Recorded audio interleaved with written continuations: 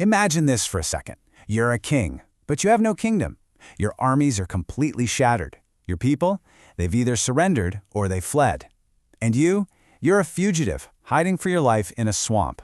Yeah, that quote right there, it pretty much describes the absolute rock bottom for King Alfred of Wessex in the brutal winter of 878.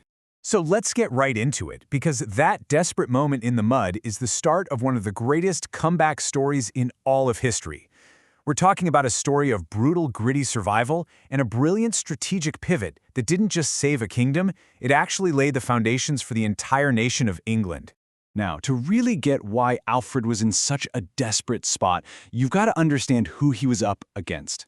When the Great Heathen Army landed back in 865, this was not your typical coastal raid. Oh no, this was something completely new. This was a new kind of war, a massive, sophisticated, coordinated army of Viking warriors. And they weren't just there for loot, they were there to conquer, to settle, and to stay. And just look at the speed of this conquest. It's absolutely terrifying. In just over a decade, the Vikings basically wiped 3 of the 4 great Anglo-Saxon kingdoms right off the map. Northumbria, gone. East Anglia, conquered. Mercia, subjugated. Just like that. By 878, there was only one kingdom left standing against this storm. So, get this. Right in the middle of this absolute catastrophe, a 22-year-old named Alfred inherits the throne. He isn't becoming king of some powerful, confident empire. Nope. He's the king of the last holdout, a kingdom that is teetering on the absolute brink of total annihilation. No pressure, right? For about 7 years, Alfred does everything he can. He fights, he negotiates, he pays bribes, anything and everything just to keep Wessex alive. But then comes the winter of 878, and the situation goes from desperate to completely catastrophic. This is the moment the kingdom literally dissolves into the mud. Here's the thing you gotta know. Vikings just didn't fight in the winter. It wasn't done. But their leader, Guthrum, he broke all the rules. Just after Twelfth Night, a time for celebration and feasting, he does the unthinkable. He launches a surprise blitzkrieg on Alfred's royal court at Chippenham. The Saxons are completely scattered, totally unprepared, and the blow is absolutely devastating. And the results? Well, it wasn't just a military defeat, it was a total systemic collapse. The kingdom was overrun almost overnight. People fled across the channel for their lives, or they simply submitted to Viking rule. And Alfred himself, with just a handful of followers, barely escapes into the wetlands of Somerset. For all intents and purposes, the kingdom of Wessex was gone. And when we say a handful of men, we are not kidding. The king of the last Anglo-Saxon kingdom was now reduced to leading a fugitive war band of maybe 300 loyal retainers. That's it. His personal bodyguard. He's a king without a kingdom, hiding out in a swamp. Now, you've probably heard the story about Alfred burning the cakes, right? That folktale where he's so distracted by his troubles, he botches a simple chore. It's a nice story, but let's be real. The reality of his time in those marshes was far grittier and more desperate than a simple kitchen mishap. The man wasn't just distracted, he was fighting for his actual life. Which brings us to the impossible question at the very heart of this story. How on earth do you come back from that? How can a fugitive, hiding in a swamp, possibly save a kingdom that, for all practical purposes, doesn't even exist anymore?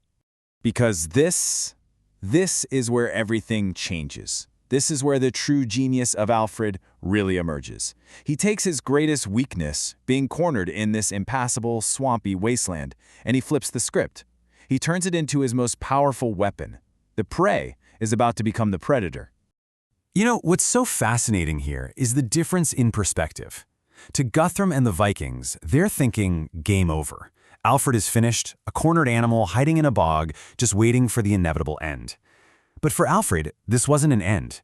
It was the beginning of a whole new strategy, asymmetric guerrilla warfare. He sets up his secret base on the Isle of Athelney, which was really just an island of dry land deep in the heart of the marshes. And it was pure genius. The main Viking army couldn't reach him there. Their ships couldn't get through the shallow waters. It was a natural fortress, a hidden spot to rearm his men, and the absolute perfect launch pad for a hit-and-run campaign. So, from the mists of the marshes, Alfred's small warband starts to strike. They launch these constant, nagging hit-and-run attacks, harassing Viking patrols, disrupting their supply lines, just slowly bleeding them.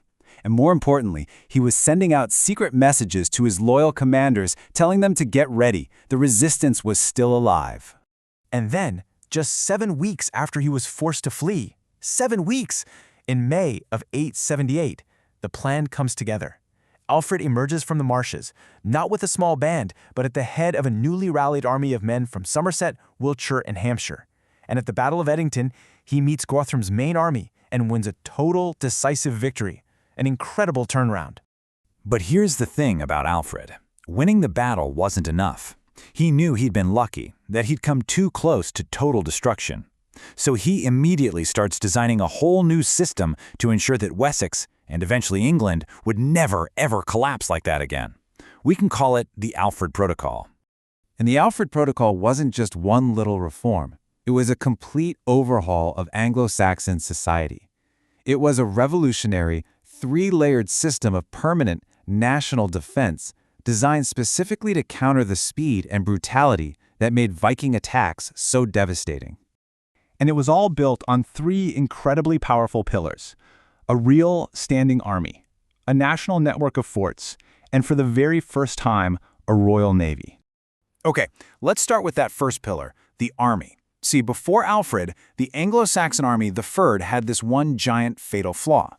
It was a part-time militia of farmers, which meant that every single time the harvest came in, the army would just dissolve. Everyone went home to the fields. Alfred's solution was brilliant in its simplicity. He split the Fyrd in 2.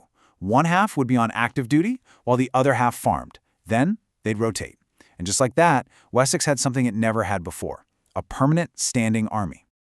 Pillar 2 was all about creating a kingdom that simply couldn't be overrun so easily. These were the forts, or burhs. Alfred built a whole network of them, over 30 fortified towns across his kingdom.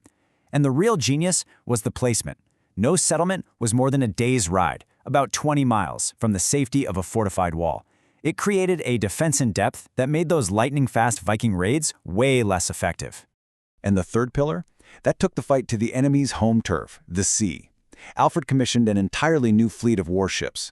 And these weren't just transport ships. They were purpose-built fighting vessels, some with up to 60 oars, designed to be larger and higher than Viking longships, so they could intercept and destroy raiding fleets before they even touched the shore. It was a total game-changer. So you put it all together. This new army, the network of forts, the powerful navy. It completely changed the strategic map. Alfred's desperate, last-ditch fight for survival had somehow transformed into the blueprint for a modern nation-state. The immediate result of that victory at Edington was the Treaty of Wedmore. It formally divided the land, creating a Viking-controlled territory in the north and east that became known as the Danelaw. Now, this created a lasting peace, and that peace gave Alfred the crucial time he needed for all of his revolutionary reforms to actually take root and grow. Which leaves us with a final thought to chew on. Alfred's gambit in the marshes saved his kingdom and, you could argue, ultimately created England itself. But was it the product of some grand, preconceived vision he had all along?